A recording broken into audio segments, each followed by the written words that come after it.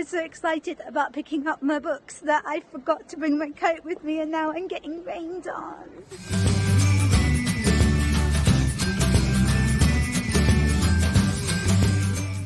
Hola amigos, welcome back to my YouTube channel. My name is Emma Bennet and I am the author of 7 contemporary romance novels and 1 children's picture book. Now, if you saw one of my videos last week, you will know that I was given so many lovely books for my birthday last month, and I bought so many books that I have decided to have a self-imposed book buying ban for September.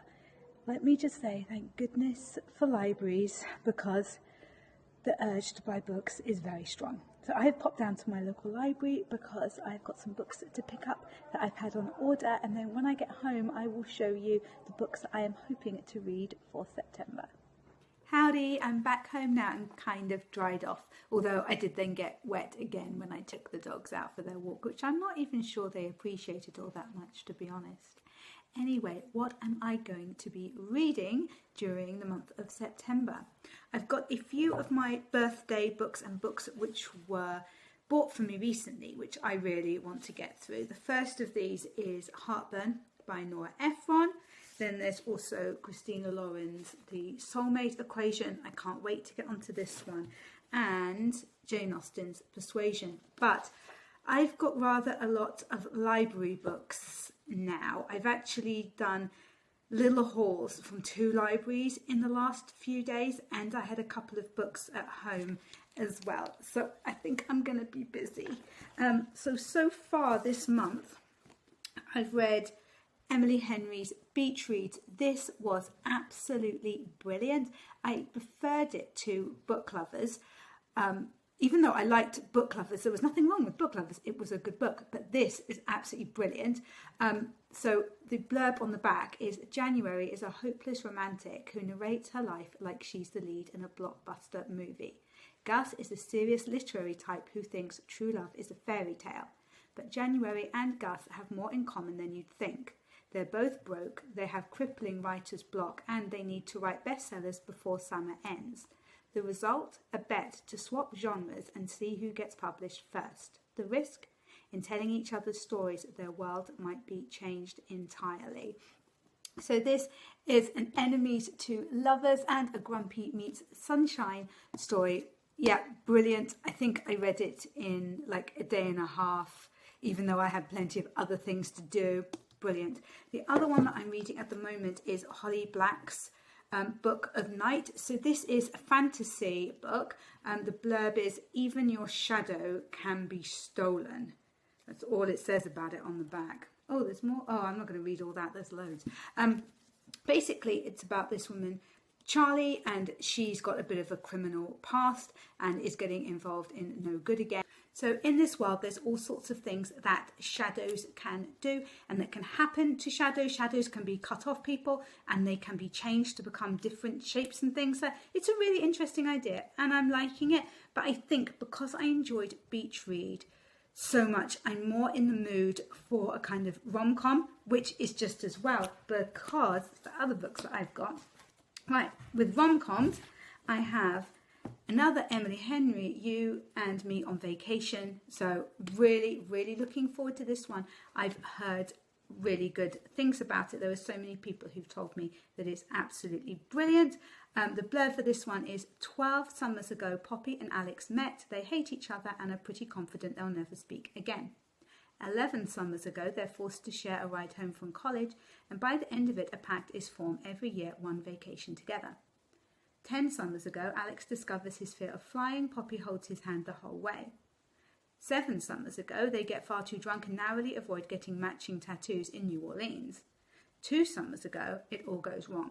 This summer, Poppy asks Alex to join her on one last trip. Could this trip make them realise that they're not just friends after all? That's going to be really good. But I'm even more excited about Love on the Brain. This is by the author of The Love Hypothesis, which I absolutely adored. It was so, so good. So I'm really looking forward to this one. That is probably going to be top of my list. I've heard such good things about this one as well. So the last of the kind of rom-com ones is another Christina Lauren one. I've only actually read one other Christina Lauren book before. that should be good. I don't know if I'm going to get through all of these this month. We'll just have to see. I also got hold of Pandora's Jar by Natalie Haynes. This is like women in Greek myths. So I think it's all different stories, but kind of told more from the point of view of the women who were in them rather than the male point of view. So that should be really, really good. I absolutely love the Greek myths. So yeah. Then I've got Fern Cotton Happy. This just looked really nice. I saw this on display in the library and I thought, that looks like a nice light read. Finding joy in every day and letting go of perfect. Yeah, I thought that could be good. Good for our spiritual well-being and all that jazz. Yeah.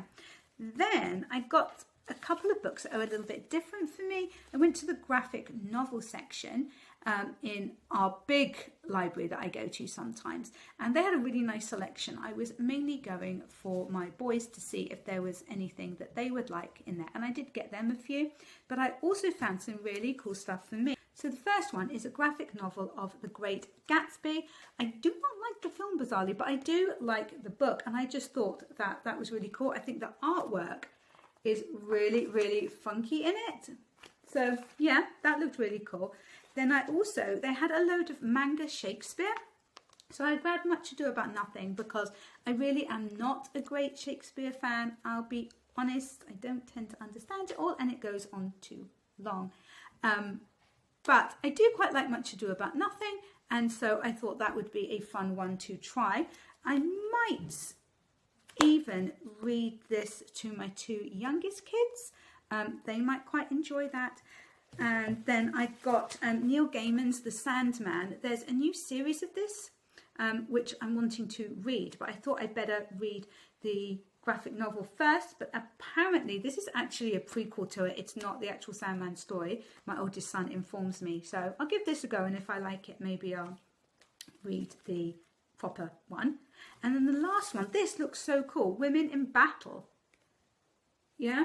It says, all over the world, women are fighting for their rights. This book tells the story we should all know. It is the journey of our mothers, grandmothers and great-grandmothers to where we are today. Slowly but surely, we are making progress. We need only dare to be heard. So yeah, this is like little biographies of famous women who have changed the world. And yeah, I thought that would be a really nice. Also, it's another one that I might read to my boys, or I might just enjoy it by myself. I'm not sure yet. So as you can see, I have got a lot of books for September, but I hope you will note that I did not buy any of them this month. Yeah, I may be getting carried away with using the library though as kind of the crutch for the fact that I can't buy any books. We'll see, but I have got some brilliant ones. I was really, really impressed actually that my local library already had Love on the Brain, because they didn't have the Love Hypothesis in. I ended up having to buy a copy of that because I wanted to read it. So really, really pleased with that. As always, I'd like to point out that if I either buy a book in a charity shop or if I borrow it from the library and I enjoy it, I make sure that I leave reviews on Amazon and Goodreads for the author, because they're not getting the royalties from me. So the very least that I can do is to leave a review. Well, thank you so much for joining me for this video. I would love to know what you are all looking forward to reading this month. Why don't you pop anything that you'd like to down in the comments. If you haven't subscribed already, please do consider doing so. Like, comment and boop that notification bell so that YouTube lets you know when I have a new video out, and I will catch you in the next one.